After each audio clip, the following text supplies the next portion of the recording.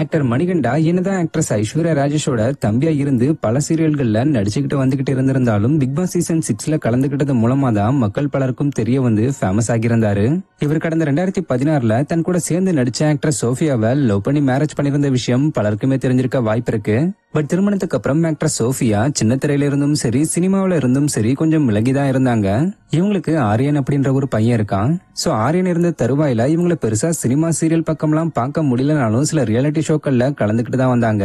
சொல்லப்போனா Manikanta big Boss season 6ல இருந்தப்ப கூட ஃபேமிலி ரவுண்ட்ல வந்துட்டு சந்தோஷமா போயிருந்தாங்க.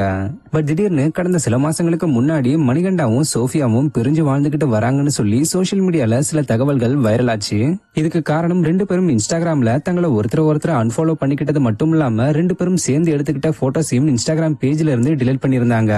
மேலும் இவங்க ரெண்டு பேரும் ஒன்னா சேர்ந்து எந்த ஒரு ஷோக்கள்லயும் கலந்துக்காததுனால இவங்க பிரிஞ்ச விஷயம் ஓரளவுக்கு உறுதியாகி இருந்தது. கூடவே இவங்களுடைய மகன் ஆரியன் இவங்க ரெண்டு பேருக்கிட்டையும் மாறி மாறி இருந்துகிட்டு வரான்ற மாதிரிலாம் நியூஸ் பரவிச்சு. இருந்தும் இவங்க கிட்ட இருந்து எந்த ஒரு அதிகாரப்பூர்வமான அறிவிப்பும் வராததுனால யாருமே இத பெருசா எடுத்துக்காம தான் இருந்துகிட்டு வந்தாங்க. பட் ரீசெண்ட் ஆக்டர் மணிகண்டா தனக்கு பெண் குழந்தை பிறந்திருக்குன்னு சொல்லி குழந்தையோடையும் தன் 2வது மனைவியோடயும் இருக்கிற போட்டோ ஒன்ன ஷேர் பண்ணி பலரையும் அதிர்ச்சி அடைய வச்சிருந்தாரு. ஏன்னா நிறைய பேருக்கு இவர் சோஃபியாவை டிவோர்ஸ் பண்ணது தெரியாம இருந்துகிட்டு வந்த நிலையில இப்படி திடீர்னு 2வது மனைவியோட மட்டும் இல்லாம குழந்தையோடையும் காட்சி அளித்ததை பார்த்து ஏத்துக்க முடியாம பலரும் எப்ப டிவோர்ஸ் ஆச்சு எப்ப 2வது திருமணம் ஆச்சுன்னு கேட்க தொடங்கியிருந்தாங்க.